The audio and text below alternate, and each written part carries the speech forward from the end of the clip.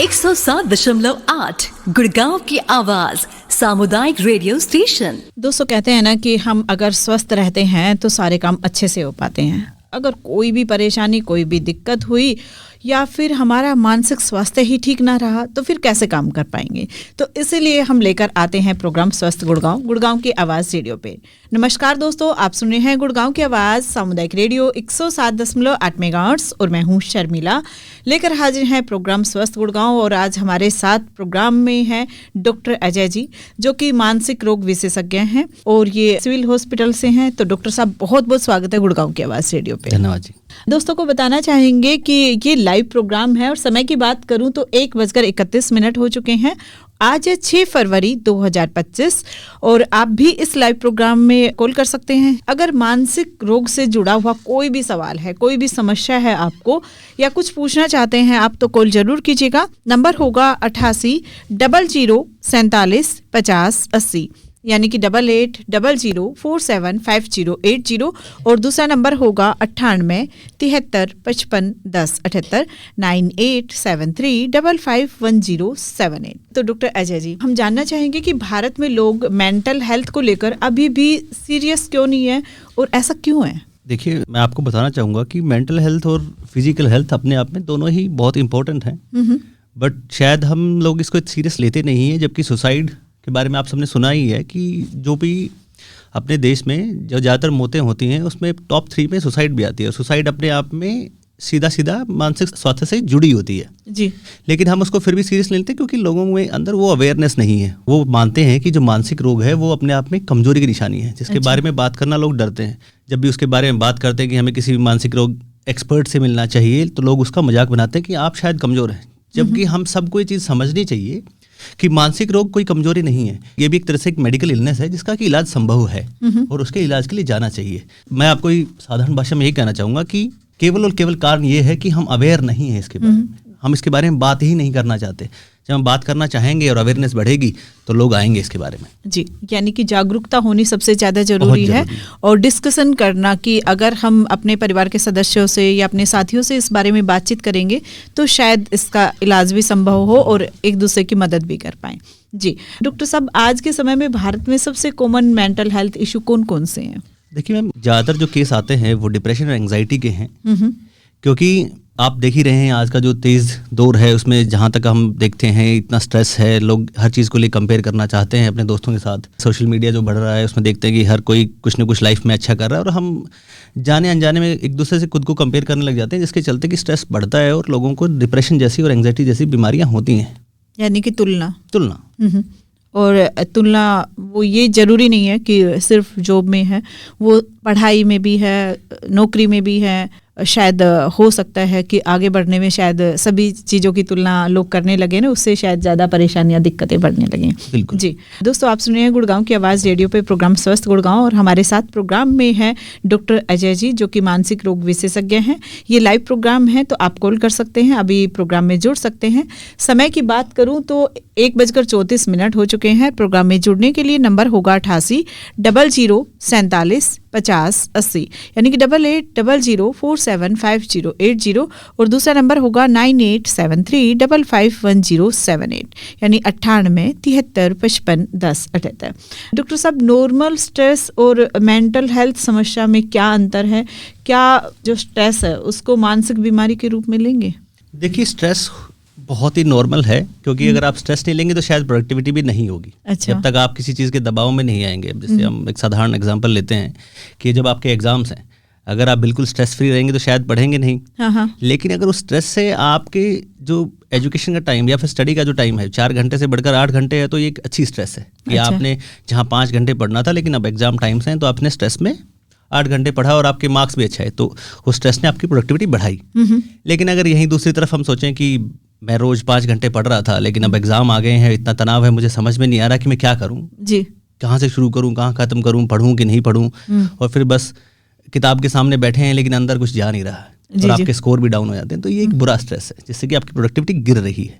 अगर उसी स्ट्रेस के चलते आपका मन उदास रहने लग जाए और आपको लगे कि आपकी नींद भी ठीक नहीं है, आपके एनर्जी लेवल्स कम हो गए हैं, जो चीज़ें पहले बहुत अच्छी लगती थी, जो सब्जेक्ट आपके लिए इंटरेस्टिंग थे, आज वो आपके लिए स्ट्रेसफुल हो गए हैं जी, क्योंकि आपको आसान और साधारण चीज़ें जो आपको पसंद थी वो भी समझ में नहीं आ रही, तो फिर आपको एक मनोरोग स्पेशलिस्ट या एक्सपर्ट से मिलना चाहिए। इस समय पे जो हमारे परिवार वाले हैं उनका क्या रोल होता है, क्या करना चाहिए उस टाइम पे, और कैसे पहचान सकते हैं जो पेरेंट्स है वो? देखिए, परिवार का सदस्य या आपका दोस्त या आपके करीबी, मैं मानता हूँ कि वो आपका पहला साइकोलॉजिस्ट या पहला थेरेपिस्ट है। और एक थेरेपिस्ट का सबसे पहले ये होना चाहिए कि जब आपके सामने कोई समस्या लेके आए जी, तो आपको वो सुनना है। अपने सुनना ही काफ़ी है उसके लिए, उसकी बहुत सारी दिक्कतों को कम करने के लिए, क्योंकि शायद उसको लगा कि जो मेरी समस्या या मेरी तकलीफ़ है वो सामने वाले को समझ में आ रही है और उसके लिए भी वो उतनी ही बड़ी है जितनी मेरे लिए है। जी, जी, हम भागे नहीं उसको समाधान देने के लिए, वो बस आपको अपनी तकलीफ बताना चाह रहे हैं या अपनी समस्या बताना चाह रहे हैं। जी, फिर आपको पूछना है कि मैं इसमें आपकी कैसे मदद कर सकता हूँ, बजाय ये कहने की कि बेटा ये तो बहुत आसान है, ये तो आराम से हो जाता है, या फिर अपने दोस्त को कहने के लिए यार ये कोई समस्या नहीं है, ये क्या हुआ, सबके साथ होता है, टाइम के साथ सब ठीक हो जाएगा। ये सब चीज़ें कहने से हमें अवॉइड करना चाहिए, क्योंकि जो इंसान मानसिक रोग से ग्रस्त है या उसको तकलीफ है तो वो बस आपको तकलीफ बताना चाह रहा है, वो उससे आगे आ नहीं पा रहा है, तभी तो वो आपसे उसके बारे में बात करना चाह रहा है। जी, अगर वो सब कर ही पाता तो फिर वो कर ही लेता, फिर उसको वो रोग होना नहीं था। मानसिक रोग उसको क्यों हुआ कि उसकी लाइफ में कुछ ऐसे मोमेंट्स या स्ट्रेस आए जिनसे वो कोप नहीं कर पाया, जिनसे वो उभर नहीं पाया, तभी तो उस चीज़ ने मानसिक रोग का एक रूप लिया। तो हमें हमेशा ये समझना चाहिए। जी, जी, डॉक्टर अजय जी, बहुत ही अच्छे से समझाया आपने। और यहाँ पे ये कहना चाहेंगे कि जो हमारे श्रोता सुन रहे हैं तो सुनना जरूरी है, सिर्फ रेडियो ही नहीं, अपने परिवार के सदस्यों की बातें भी सुनना जरूरी है, तभी शायद आप पहचान पाएंगे कि अगर हमारे जो परिवार के सदस्य हैं वो नॉर्मल है या उनकी मानसिक स्थिति में कोई परेशानी या कोई गड़बड़ है जो आ चुकी है और उसका इलाज कराना जरूरी है। जी डॉक्टर साहब, अगला सवाल है और आगे जानना चाहेंगे जो अभिभावक है वे अपने बच्चों की मेंटल हेल्थ कैसे सुनिश्चित करें, इसके बारे में जरूर जानेंगे। हमारे साथ राजकुमार जी जुड़ गए हैं, पहले उनका सवाल लेते हैं। हेलो जी शर्मिला जी, नमस्कार। जी नमस्ते राजकुमार जी, कैसे हैं सर? बहुत अच्छे हैं जी। और डॉक्टर साहब अजय साहब को भी नमस्कार सर।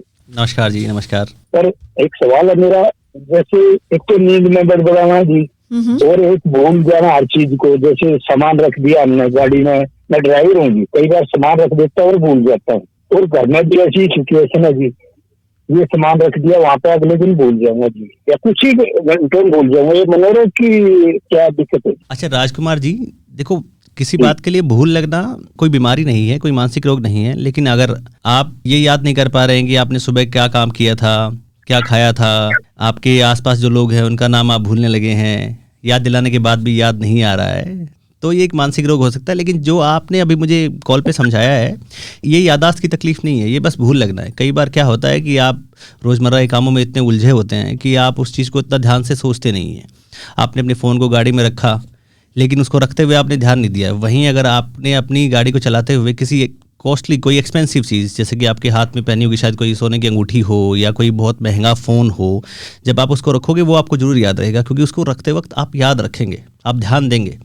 किसी चीज़ को याद करने के लिए, फिर अपने दिमाग में रजिस्टर करने के लिए उस पर फोकस करना बहुत ज़रूरी है। लेकिन जब आप गाड़ी चला रहे हो, घर से आए थे आप, शायद आज के खाने के बारे में सोच रहे हैं, या बच्चे के एग्ज़ाम के में जो स्कोर आया उसके बारे में सोच रहे हैं, आज कस्टमर मिलेगा या नहीं मिलेगा उसके बारे में सोच रहे हैं, या आपका काम या दिन कैसा जाएगा, ये सोचते हुए आपने फ़ोन रखा तो आप भूल जाओगे।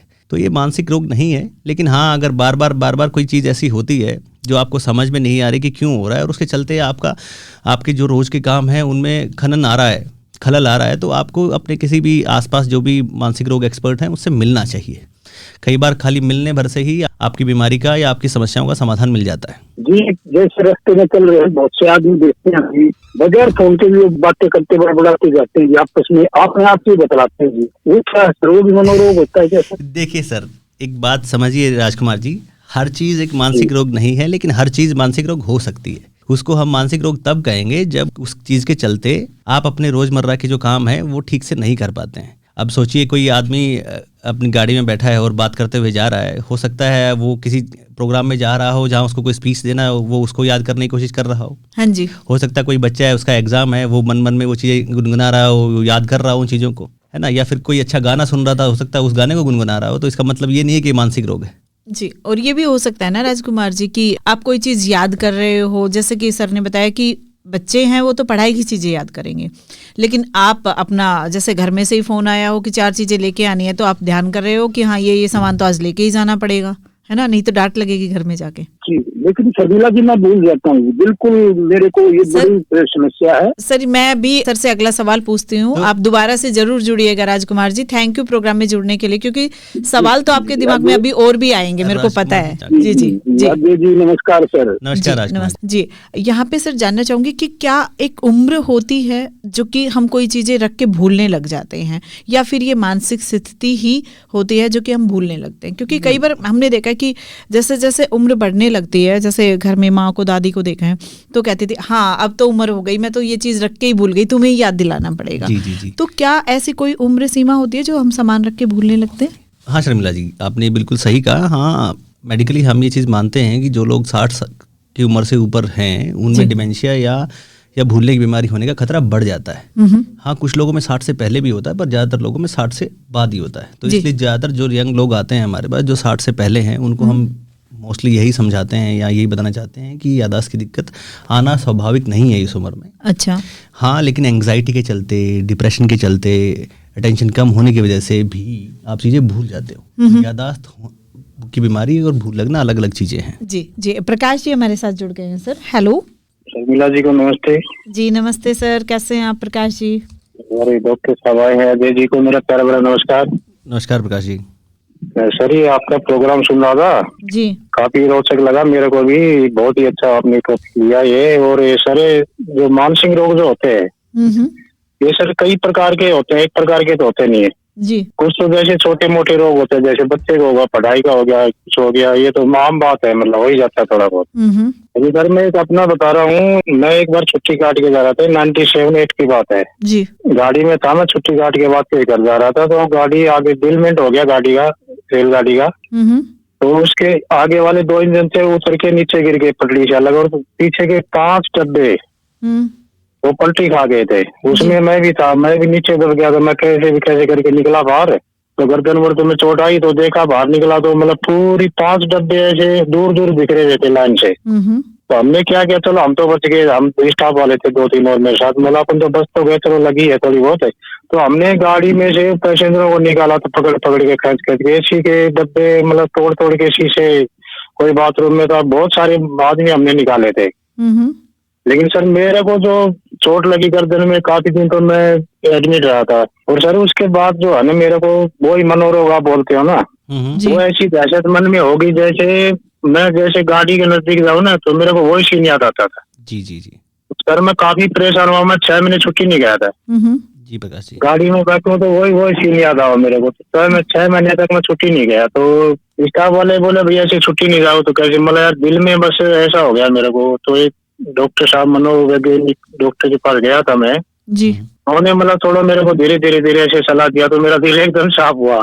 तो कई तरह के होते हैं सर, और मनोरोग ऐसा भी होता है, जैसे एक चीज जैसे आपने हार्ट अटैक वाला जैसे दवा अपने पास रखा जेल में हो, तो जैसे दवा बाई चांस भूल भी गया, कहीं काम चला गया, तो उसको वो ही याद आ जाती है जी। तो सर इसके बारे में स्टॉप वाइज थोड़ा 2-4 क्वेश्चन बताएं तो हमारे तो आपका सवाल अभी सर के लिए क्या है सर? हमारे ये शरीर जैसे मनोरोग जिसको हो गया, उसको धीरे धीरे मतलब 2-4 पॉइंटों में कैसे थोड़ा हल्का किया जाए। जी जी जी जी। चलिए सर, बहुत बहुत धन्यवाद प्रकाश जी जुड़ने के लिए। अगर सर किसी को मानसिक परेशानी है तो उसका हल्का करने के लिए क्या किया जाता है, कम करने के लिए एक्चुअली? देखिए, जो प्रकाश जी ने अभी सवाल पूछा था, उन्होंने 2 अलग अलग चीज़ें हमसे जानना चाहिए। जैसे कि उन्होंने जो ट्रेन एक्सीडेंट के बारे में बात की, जो कि बहुत ही भयावह होगा उनके लिए, और उनकी याददाश्त में वो चीज़ें बार बार रहती हैं, उनको बार बार उन चीज़ों की याद आती है और उनको घबराहट होती है। तो इस तरह के केसेस में आपको अपने साइकेट्रिस्ट से मिलना चाहिए, जिसमें कि वो आपको कुछ दवाइयाँ देंगे जिसकी वजह से आपकी घबराहट थोड़ी कम होगी, और साथ में जो साइकोलॉजिस्ट है वो थेरेपी के द्वारा आपको फिर से उन्हीं जो भी यादें उस दौरान जो भी उनको परेशान करती हैं, जो चीज़ें उनको दिखती हैं, जैसे कि उनको जिस चीज़ से डर लगता है, उसको वो वर्चुअल एक्सपोजर या एक दिखाना शुरू करेंगे, वो सीनिक एनवायरनमेंट उनको फील कराना शुरू करेंगे, जिससे कि धीरे धीरे उसका एक कंट्रोल्ड एक्सपोजर होगा उसी मूवमेंट या उसी इंसिडेंट का, जिसमें कि चलते चलते धीरे धीरे उनकी घबराहट कम होना शुरू होगी, कुछ दवाइयों से और कुछ थेरेपी से, और वो 6 महीने के अंदर अंदर उनको बेहतर हो जाएगा और दवाइयाँ भी धीरे धीरे बंद हो जाएंगी। जी।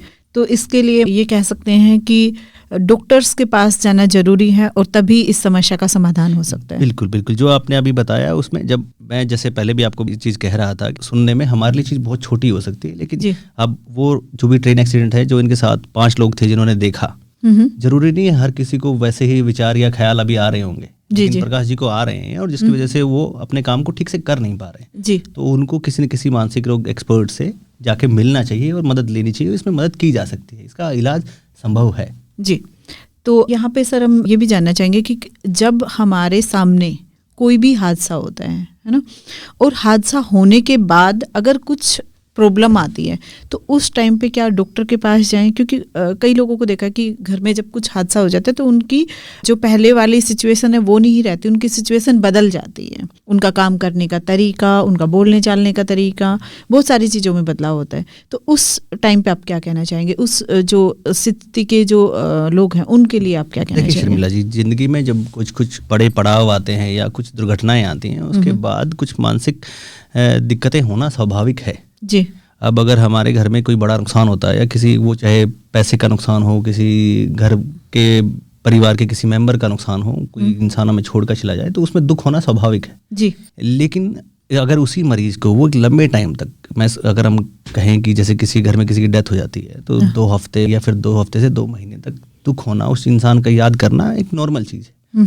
लेकिन इन्हीं चीज़ों के होते हुए अगर वो पेशेंट या फिर वो इंसान तो लगभग 2 हफ्ते तक लगातार दुखी रहता है, उसको कभी भी कोई भी अच्छी चीज़ है वो उसको अच्छी नहीं लगती, जो चीज़ें उसको पहले अच्छी लगती थी, जो वो करना चाह रहा था, चाहे वो कोई किताब पढ़ना हो, खेलना हो, लोगों से मिलना है या अच्छा खाना है, वो अब उसको अच्छा नहीं लगता है, वो उस चीज़ को एंजॉय नहीं कर पाता, सारा दिन थका थका रहता है, उसको लगता है कि अब वो उतनी ताकत या सुबह उठने के बाद उसको उतना अच्छा नहीं लगता, या फिर जो काम बड़ी आसानी से कर ले रहा था वो करने में उसको बहुत टाइम लग रहा है। जी जी। उसको नींद ठीक नहीं आती है, नींद कम हो जाना, ज़्यादा हो जाना, भूख कम लगना या भूख ज़्यादा लगना, ये सब चीज़ें इशारा करती हैं कि आपको एक मानसिक रोग है और उसके लिए आपको मदद के लिए जाना चाहिए।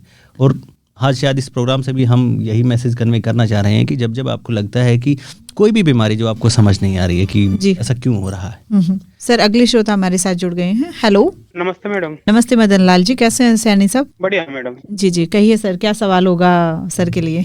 मैडम ये हमारा एक सवाल है, जो हमारा बच्चा है 7-1 साल का, दिन की बात होती है रात को पुकारता है, वो बड़बड़ाता है। कितने साल का होगा सर? उम्र क्या होगी उनकी? 7-8 साल। अच्छा अच्छा, 7-8 साल का। और कितने दिन से है सर ये प्रॉब्लम? ये मैडम होगा 4-5 महीने से। जी जी सर।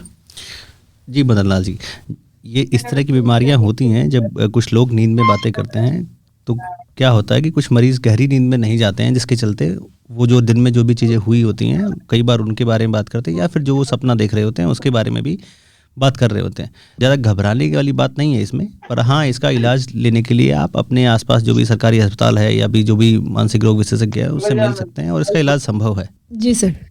जी मदन लाल जी। रात को मैडम ये अपना आप ही पेशाब कर देता है, जैसे रात को डरता है, यानी क्या है पता नहीं। मदन लाल जी, अगर बच्चा आपका 7 साल से 8 साल तक का है, हाँ जी, हाँ तक, तो क्या रोज ही बिस्तर गीला करता है? नहीं, कभी कभी। कभी कभी ना, तो हाँ, आपको इसको बच्चे को नींद की समस्या हो सकती है, तो आपको किसी मनोरोग विशेषज्ञ को या किसी बाल रोग विशेषज्ञ को दिखाना चाहिए इसके लिए। जी सर। ये कहेंगे सर डॉक्टर के पास जरूर लेके जाइएगा, और बच्चों के स्पेशलिस्ट के पास लेके जाएंगे तो ज़्यादा बेस्ट रहेगा, जो कि हाँ जी आपके यहाँ भी हो गए ना ऐसे हॉस्पिटल, तो कि जहाँ पे आप बच्चों को दिखा सकते हैं, क्योंकि नौगांव तो गुड़गांव से तो काफ़ी दूर पड़ेगा, तो इसलिए गुड़गांव का हमने कहना चाहिए। मैडम हमारा नालवर। अच्छा अच्छा, ठीक है सर।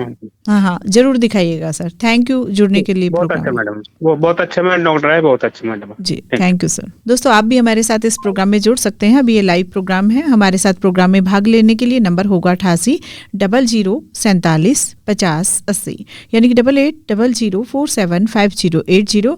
दूसरा नंबर होगा 9873 551078, यानी 98 73 55 10 78। 1:51 हो चुके हैं। आप जरूर कॉल कर सकते हैं, लाइव प्रोग्राम में भाग ले सकते हैं। डॉक्टर अजय जी से अभी बात कर सकते हैं, और डॉक्टर अजय जी हैं मानसिक रोग विशेषज्ञ, जो कि आपके सवालों के जवाब देने वाले हैं। सर अभी हम जानना चाहेंगे कि जैसे हम बात कर रहे हैं सोशल मीडिया की, है ना, कोई फेसबुक पे है, कोई ट्विटर पे है, कोई वीडियो बना रहा है, यूट्यूब पे है, लेकिन इस सोशल मीडिया के ज़्यादा इस्तेमाल करने से हेल्थ पे, जो मानसिक स्वास्थ्य है, उस पर कैसे असर पड़ता है, और क्या ये मतलब कोई लिमिट होती है इसकी? देखिए शर्मिला जी, सोशल मीडिया अपने आप में बहुत ही एक दूसरे से जुड़ने के लिए एक अच्छा साधन है।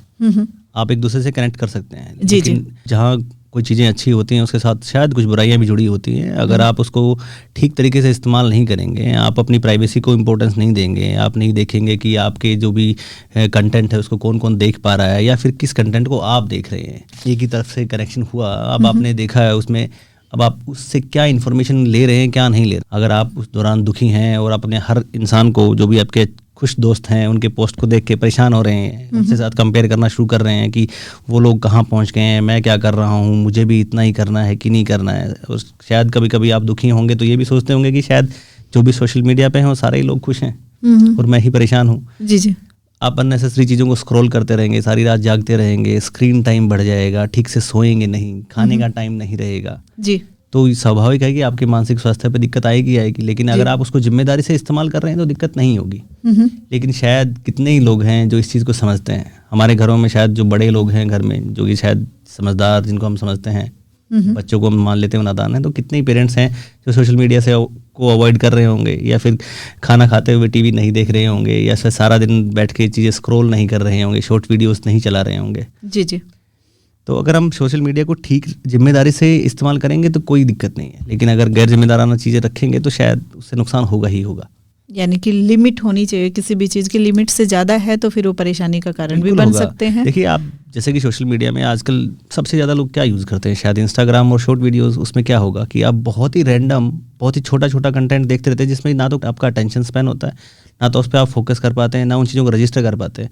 बस वो आपके डोपामिन्स को या फिर आपके न्यूरोट्रांसमीटर्स को बढ़ाते रहेंगे। आप अच्छा लगता रहेगा लेकिन आपको ये नहीं पता क्यों हो रहा है। तो वो आप अपने ब्रेन को ट्रेन कर रहे हैं छोटी छोटी चीज़ों के लिए, बार बार फ्रिक्वेंटली शिफ्ट करने के लिए। तो उससे आपकी याददाश्त की दिक्कतें आना, खुश ना रहना, ये सारी दिक्कतें आनी शुरू हो जाती हैं। जी जी। तो आपको अगर ज़रूरत है और आपको लगता है कि फ़ायदे की चीज़ें हैं तो उतना ही लिमिट और एक वो होना चाहिए आपका। ये नहीं है कि आप छोटा छोटा देखते देखते घंटों निकल जाएं, पता ही ना चले। पता ही नहीं चले कि क्या हो रहा है। जी जी, बहुत ही अच्छे से बताया डॉक्टर अजय जी। जो मेंटल हेल्थ की हम बात कर रहे हैं ना, तो मेंटल हेल्थ में बात करते करते जो रोज़मर्रा है इसमें कौन कौन सी ऐसी आदतें हैं जो हमारी रोज़मर्रा की जो ज़िंदगी है, हमारी जो जीवन शैली है उसमें अपनानी चाहिए, जो कि हमारी जो मानसिक स्थिति है वो एकदम अच्छी रहे, बेस्ट रहे। इसके लिए कौन कौन सी ऐसी बेस्ट आदतें हैं? देखिए शायद जैसे हम फिजिकल हेल्थ के बारे में बात करते हैं वैसे ही मेंटल हेल्थ भी उतना ही इंपॉर्टेंट है। जैसे वो जो भी हम लाइफस्टाइल अपनी मॉडिफिकेशन करते हैं फिजिकल हेल्थ के लिए, वही चीज़ें आपके मेंटल हेल्थ के लिए भी काफ़ी सही रहेंगी। जैसे कि हम सब जानते हैं कि शायद जल्दी उठना बेहतर है। जब दिन में आप जल्दी उठते हैं, जब हल्की रोशनी होती है, जैसे जैसे धीरे धीरे रोशनी बढ़ती है, आप बाहर घूमने के लिए पार्क में जाते हैं जहाँ हरियाली है, आप वहाँ घूम रहे हैं, तो ऐसा ये पाया गया है, खाली वैसे ही नहीं कहा जा रहा है, ये स्टडीज़ भी कहती हैं कि अच्छी रोशनी से आपका मन भी अच्छा रहता है। और अगर आप नेचर के जितना नज़दीक रहते हो उतना आपको अच्छा फील होता है। तो हमें रोज़ सुबह उठ के 30 मिनट्स एटलीस्ट, तब जब बाहर हल्की रोशनी है तब हमें घूमने के लिए जाना चाहिए। जी, सुबह उठने के बाद जो भी है आप हल्का नाश्ता कर रहे हैं वो करना चाहिए। आपको बाहर से जो पैक्ड फूड है वो नहीं खाना चाहिए, प्रोसेस्ड फूड नहीं लेना है, कैफीन जो ड्रिंक्स है वो नहीं लेने हैं, कार्बोनेटेड ड्रिंक्स हैं वो नहीं लेने हैं। जो घर में हम सब खा रहे हैं वही सबसे बेहतर है जी, क्योंकि चीज़ें जितना अच्छे से हजम होंगी शायद आपके स्वास्थ्य के लिए उतनी बेटर रहेंगी। बहुत अच्छा सर। हम सब जानते भी हैं, शायद हमने पहले सुना भी होगा कि भाई जैसा अन्न है वैसा मन है। बिल्कुल। तो खाने अब, और ये हम नहीं कहते हैं, अब शायद बाकी दोस्त जो डेवलप्ड कंट्रीज हैं वो भी मान रही हैं, उस पर बाकायदा स्टडीज़ होती हैं कि आप जितना अच्छा खाएंगे उतना ही मन आपका अच्छा रहेगा जी। तो जितना साधारण खाना होगा, जितना अच्छे से, जितना ईजिली डाइजेस्ट हो जाएगा वो उतना ही अच्छा रहेगा। तो जितना ऑयल है, कुक्ड फूड नहीं खाएं, रॉ खाएं, ठीक है। और जो भी आपके वर्किंग आवर्स हैं वो आपको फिक्स करने चाहिए। अपने आप जैसे बाकी कामों को इंपॉर्टेंस देने हैं वैसे ही आपको अपनी मेंटल हेल्थ को भी इंपॉर्टेंस देनी। तो आपको रिलैक्स भी करना है, आपके स्केड्यूल में ये टाइम भी होना चाहिए कि इस टाइम मैं रेस्ट करूंगा। अब हम सब ये तो तय कर लेते हैं कि काम कब कब करेंगे, लेकिन शायद ये तय नहीं करते कि हम आराम कब करेंगे, अपने लिए समय नहीं निकाल पाते। इन सब में एक बहुत इंपॉर्टेंट चीज़ है जो शायद आपके मानसिक स्वास्थ्य को और भी बहुत बेहतर करेगी। वो हम सब बैठ के जरूर बात करते हैं कि आज दिन में बुरा क्या हुआ, ये नहीं होना चाहिए था, ये क्यों हुआ, मेरे साथ ये ऐसा क्यों हो रहा है। एक अच्छी हैबिट हमें ये डालनी चाहिए कि हम ये भी बात करना शुरू करें कि आज दिन में अच्छा क्या हुआ, मेरी ज़िंदगी अच्छी तरह से कहाँ जा रही है, जो भी मुझे मिला है क्या वो उससे मैं खुश हूँ, जो भगवान मुझे दिया है, आज एक दिन ये गया इसमें मैंने सुबह से ये किया और मेरी लाइफ एक बेहतर दिशा की तरफ जा रही है। जब आप अपने आप को ये बताना शुरू करेंगे कि मेरी ज़िंदगी अच्छी जा रही है तभी तो आप खुश रह पाएंगे जी। लेकिन जनसाधारण हम ज़्यादातर लोग क्या करते हैं, हम करते हैं शायद यही कि मेरा दिन आज अच्छा नहीं गया, दिन में ये अच्छा नहीं हुआ, वो अच्छा नहीं हुआ। तो ये भी बहुत इंपॉर्टेंट चीज़ है कि आपको ग्रेटिट्यूड प्रैक्टिस करना चाहिए। You should be thankful for everything जो भी आपके पास है बिल्कुल, बहुत ही बढ़िया सर। और मैं जानना चाहूँगी सर कि मानसिक रोग का इलाज लेने से लोग डरते क्यों हैं? और एक उनको लगता है ना कि मेरे आसपास वाले, मेरे समाज वाले, मेरी सोसाइटी वाले क्या कहेंगे, है ना, तो एक वो डर बना रहता है। तो इस मानसिकता को कैसे बदला जाए, क्योंकि मानसिकता बदलेगी तभी शायद हम डॉक्टर के पास जा पाएंगे और तभी हमारा इलाज हो पाएगा। तो इसके लिए क्या कोई मंत्र, कोई उपाय होगा? इसका बिल्कुल सही कहा शर्मिला जी। इसका उपाय और मंत्र यही है। सबसे पहली चीज अवेयरनेस है। हाँ। कि आप जाने कि मानसिक रोग क्या होता है जी। फिर दूसरी चीज है एक्सेप्टेंस, कि आप उसको माने कि मुझे मानसिक रोग है और मानसिक रोग जैसा भी कुछ होता है उसका भी इलाज संभव है जी। लेकिन समाज में उसको लेके स्टिग्मा क्यों है, लोग उसके बारे में बुरा क्यों सोचते हैं? क्योंकि ज़्यादातर लोगों को लगता है, जैसे कि हम सब भी शायद सुना होगा आपने भी, कि जब लोग सुसाइड की बात करने से डरते हैं क्योंकि लोगों के बीच में एक अवधारणा है कि सुसाइड की बात करेंगे जी किसी दोस्त से तो उसका सुसाइड का खतरा और बढ़ जाएगा। कि जब मैं उसको बोलूँगा कि आप सुसाइड क्यों करना चाहते हो या क्यों मरना चाहते हो, तो लोगों के अंदर और विचार आएंगे उसके मरने के बारे में। दूसरी तरह जब लोग, और एक अवधारणा है, जैसे लोग सोचते हैं कि डिप्रेशन, दुखी कौन है? दुखी वो है जो कमजोर है। घबरा कौन रहा है? जो कमजोर है। जबकि ये ऐसा नहीं है। मानसिक रोग भी एक मेडिकल कंडीशन है जिसका कि ट्रीटमेंट संभव है और उसका इलाज लेना चाहिए और उसके बारे में खुल के बात करनी चाहिए। और वो कब होगा? वो तब होगा जब हम अपने से शुरू करेंगे। हम खुद जाएंगे किसी साइकेट्रिस्ट या मानसिक रोग एक्सपर्ट के पास, और जब आपके दोस्त आपके पास उस चीज़ को लेके आएंगे तो हम उसका मजाक नहीं बनाएंगे, हम उसकी बात सुनेंगे और उसको भी बोलेंगे कि आपको किसी एक्सपर्ट से मिलना चाहिए ताकि ये चीज़ें नॉर्मलाइज की जा सके। जी जी, बहुत बढ़िया सर, बहुत ही अच्छे से बताया। और लास्ट सवाल होगा कि अंत में जो मेंटल हेल्थ है उसके संदर्भ में आप लोगों को क्या संदेश देना चाहेंगे? देखिए, अगर ये आखिरी सवाल है तो मैं शायद आपको ये भी बताना चाहूँगा कि हमारे यहाँ जो डिस्ट्रिक्ट मेंटल हेल्थ प्रोग्राम है गुड़गांव में, उसमें भी आप लोग कभी भी 9 से 3 में कॉल कर सकते हैं हमें, जिसका नंबर है 0124434345 जी। और हमारे यहाँ स्टेट गवर्नमेंट की तरफ से एक हेल्पलाइन भी है जिसको हम टेलीमनस बुलाते हैं, जो कि है 14416। इस पे आप 24/7 कभी भी कॉल करके अपनी मानसिक रोग के बारे में जानकारी ले सकते हैं और इलाज के बारे में भी बात कर सकते हैं।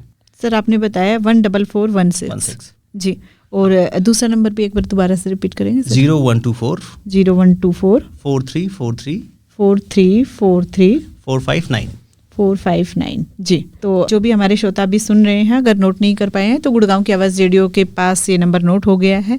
आप हमारे स्टूडियो के नंबर पे कॉल करके ये नंबर ले सकते हैं। और बहुत बहुत धन्यवाद सर प्रोग्राम में आने के लिए और इतने अच्छे से समझाने के लिए डॉक्टर अजय जी।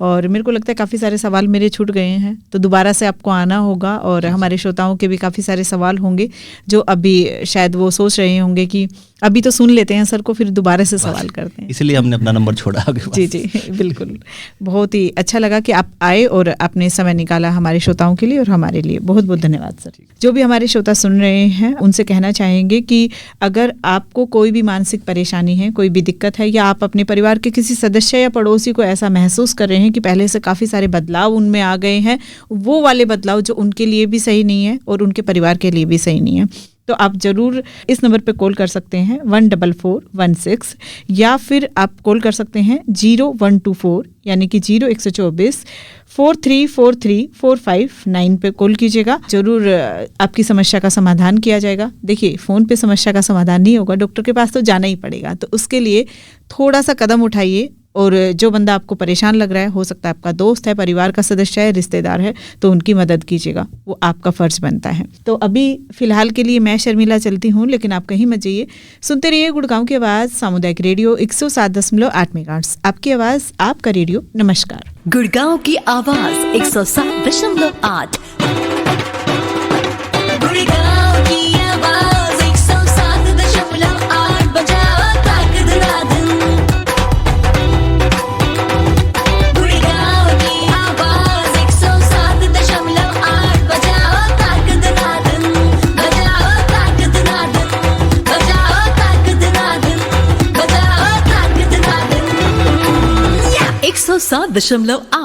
गुड़गांव की आवाज सामुदायिक रेडियो स्टेशन।